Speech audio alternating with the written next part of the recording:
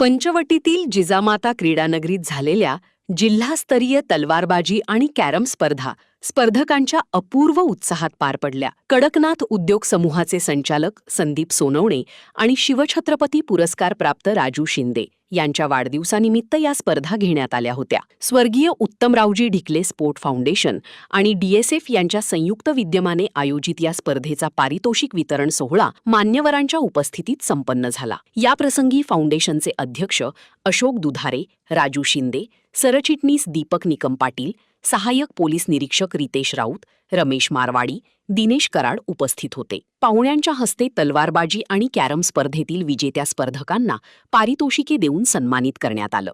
नंदेश्वर बोरस्ते हे द्राक्ष उत्पादक आहेत, तिथले कुठले साखर आहेत ते प्रसिद्ध उद्योजक आहेत. त्यांचा आज वाढदिवस आहे, ते पण योगाने या ठिकाणी उपस्थित झाले. त्यांचे आपण सगळ्यांनी प्रथमतः टाळ्यावर स्वागत करायचं आहे.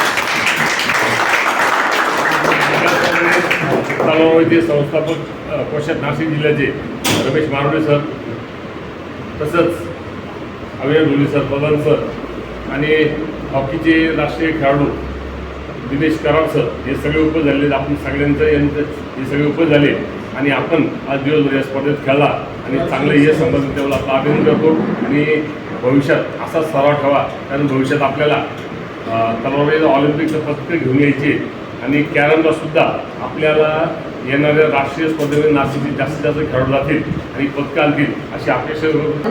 सहाय्यक पोलीस निरीक्षक माननीय अशोक दुधारे सरांनी ज्या तलवारबाजीच्या स्पर्धा आज रोजी आयोजित केल्या होत्या, या स्पर्धा वास्तविक राजू शिंदे सर आणि संदीप सोनवणे सर यांच्या वाढदिवसानिमित्त आयोजित केल्या होत्या. या स्पर्धेमध्ये चांगल्यापैकी खेळाडूंनी सहभाग घेतला आणि आपलं जे खेळाडू वृत्तीने आपला सहभाग नोंदवून त्यांनी आपला उत्तम गेम सादर केला.